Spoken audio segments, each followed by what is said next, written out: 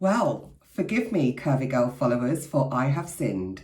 It has been 3 weeks since my last confession. And what a 3 weeks it has been.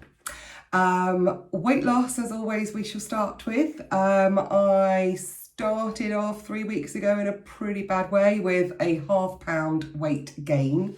My first weight gain, so as you can imagine, I was not amused.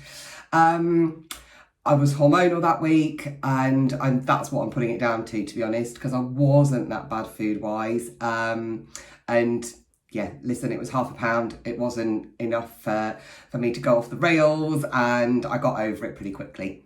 The following week, I managed to do £3 off, so I was really thrilled with that result. And then again, last night, I did another £2.5 off. So I'm currently at 1 stone, 13.5 pounds. So should absolutely reach my 2 stone milestone next week.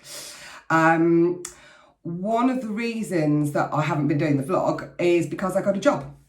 And I was just finding my feet. And to be honest, by the time my daughter's gone to bed at 8:30 at night, I'm just not feeling scintillating enough to do this. So I thought, right, let's just hold fire for a bit and we'll come back to it when I can. Unfortunately though, I was let go this week. No reflection on me, my work ethic or anything that had happened. We actually all worked very well together. It was a great team that I was working with. But they're having a restructure with the company and looking for somebody with qualifications that I just don't have. With hindsight now, I think it was a great experience. It was great to get back to work and get dressed up every day and get myself out there. I think something will happen with these guys still in some capacity, whether their business model changes in the future, or whether with any companies that they're affiliated with, they might be able to put me forward for something. So I'm not concerned and I'm not worried. I was on Monday. I'm not going to lie. When I got told that I wouldn't be returning Tuesday morning, a minute after I'd had that conversation, the guy who rents the office downstairs in the building came to tell me that he'd pashed into my car. There was a great big scratch, a massive dent down it. So I'm not going to lie. Those two things did tip me over the edge a little bit. So what did I do? Self-sabotage. I had a great big Chinese Monday night, had a few drinks, which I would never, ever do on a night before weigh-in. I am so strict about being really, really lean. You know, I don't eat carbs. I eat really early and then I fast all day Tuesday, ready for the weigh-in. So I properly self-sabotaged, but actually it didn't matter in the end. I still managed to lose 2.5 pounds. If I think about it, I could have lost obviously a lot more and would have reached my 2 stone mark. But do you know what? Sometimes you just have a really shit day, and that's what I did. So listen, I'm not too worried. One of the things that I think has been working really well for me, where the weight loss is concerned, is the discovery of Lo-Dough wraps. So it's LO-Dough. They're a brand that I found on, they've just came up on my Instagram feed actually, and it's been an amazing discovery. They're 39 calories a wrap, whereas I think traditional wraps, some of them are, over 200 now. Very low carb, high fibre content, and let's face it, if you're having a wrap, it's not about the wrap itself, it's about what's going into it. That's where you're getting all the flavours from. So I think that's really helping me because I feel like I can eat on the go a lot easier, especially when I was working at the office. And I could have them for breakfast, lunch and dinner if I wanted to. So Lo-Dough is definitely a great discovery and a bit of a game changer, I think. And the other thing I think I've found where the dieting's concerned is that I just don't have to eat that much. And I think that's a mindset that people just they get into routines, and I certainly have for all of my life. You know, a traditional lunch on the go would be sandwich, packet of crisps, cereal bar, fruit, that sort of thing. But actually, that's a lot of food that you don't need. What I was taking to the office with me was, you know, a low-dough wrap with ham and salad, and some celery sticks and salsa, just to dip the celery sticks in to give them a bit of something. And I was more than satisfied by that. You know, it took me quite a while to eat. I was eating at my desk because I was only doing short hours anyway, and absolutely fine. So I think that's there's a couple of things that are really helping keep the weight loss momentum going at the moment. Also, I've just been a lot more active as well. I've been out and about, doing lots of stuff, and obviously working every day has got me out. So yeah, I think I'm happy with the progress that I'm making. So I've done 2 stone pretty much in 2 months. And I've got another 2 months now till Christmas. So I want at least another stone, at least.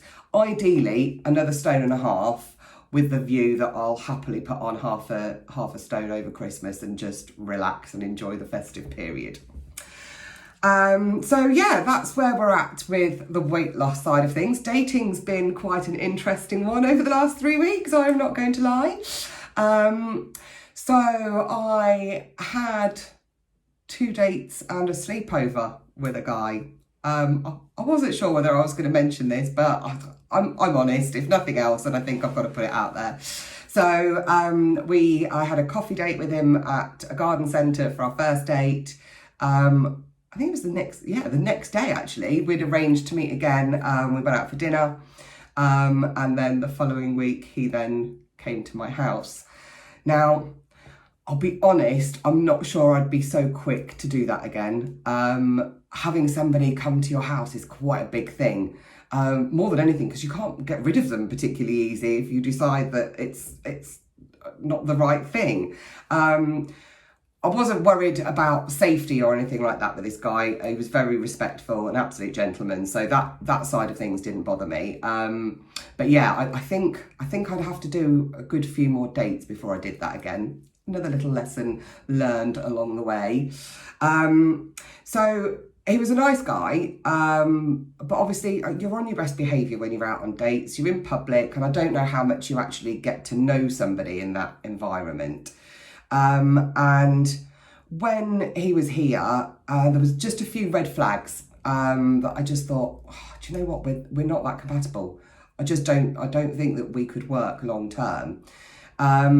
So yeah, I think I made the decision. We'd got out for a walk on the Friday morning, and I just thought, yeah, this isn't going to work. I didn't say anything to him at the time. I needed to process and talk to my dating counsellor, my very good friend, my guru. So as soon as he left, I spoke to her and talked it all through, and you know, we came to the conclusion that if there was things annoying me now, they were going to annoy me in the future. And you do have to be compatible with somebody. The problem was that I think we'd both got really giddy about the situation we'd found ourselves in. We were both looking to the future. We thought there was going to be a relationship. So it came as quite a shock to him when I did it via message as well, which I'm not particularly proud of. But the message I sent was amazing, and it was really bigging him up and absolutely taking full responsibility for the fact that it wasn't going to work between us. But yeah, he was quite upset, and I think quite annoyed at thinking that I'd led him on. But genuinely, I hadn't. You know, I thought I could see a future with him, but actually, I didn't know him well enough, so I probably did. So yeah, but weirdly enough, so this guy has now matched with one of my really close friends on a different dating site, and they've started messaging and chatting. And he knows of her because I'd spoken about her, obviously being a friend that's going through the online dating process at the same time. And obviously I told her quite a lot about him. And actually, I think they could be really well suited. So maybe he just came into my life for a reason that actually it was to bypass me and to meet her. So we'll see. Watch this space. I'll keep you posted on that one. Listen, I decided things were over, immediately got back onto the sites, and I matched with a new guy pretty quickly, actually. His opening message was hilarious, so funny, so witty, so articulate. I thought, oh, here we go. This could be good here. We had lots of messages and back and forth. I'd got plans that night. I was out with some friends at the pub, but he'd said, when you get back, give me a call. So one of the things about the sleepover guy, was that he didn't like me vaping. It was really, against me vaping. And instead of owning it and actually dealing with it, which is unlike me, I hid vapes around my house. So one in the downstairs loo, one in the bathroom, one in the kitchen. So every time his back was turned, I'd have a little cheeky vape. I'd obviously put that out there into the universe that that was one of the deal breakers for me if a guy has got a problem with me vaping. So as soon as I got back from the pub, rang this guy, we video chatted, and the first thing I saw was a great big vape. So not only does this new guy vape, he's actually a vape mixologist and creates the vape juices. He works for a vape company, which is a big franchise company, and works in sales in that company. So, I mean, thanks universe, but we don't need to go quite that far sometimes. Anyway, we got on really well, me and this guy. Lots of chat, lots of flirting, really funny. However, he doesn't tick any of my boxes. If anything, it's the opposite of box ticking. He lives way too far away, like an hour and a half. He doesn't currently have a car. He works at weekends. Logistically, this is never going to work. But we did set up a date to meet up on Sunday. I've got nothing else planned. It's a long day because of the hour change. Sod it, let's go and meet him. And I kind of went with the impression that I probably wasn't going to like him, because he's quite intense. He's already said, I'm off the dating sites. I'm all yours. I'm like, no, you're not. Calm yourself down.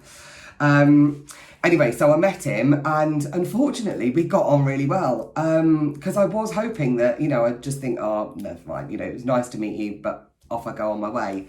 But no, we got on really, really well. He grabbed my hands over the table and I felt an actual spark. I thought that was a myth. No, I felt an actual spark. We had a little cheeky kiss at the end of the evening. And he's really nice. He's really attractive. So the last guy was short, 5'7", if that. This one's 6'1". Oh, the most beautiful blue eyes that you can just drown in. So I'm not really quite sure what I'm going to do with him, to be honest. We've got another date planned tomorrow. Another reason, I think, maybe why I'm not supposed to be at work this week. So I'm meeting him tomorrow on his day off. He's going to take holiday if we get on the next weekend. So we might see each other again then. But I don't know. Watch this space is all I will say. So anyway, that's me in a nutshell. That's the last 3 weeks, rattled through as quickly as possible. Hopefully I'll be back with you again next week. So that's it. Charlie from A Curvy Girl's Guide to Dating and Weight Loss. Bye guys.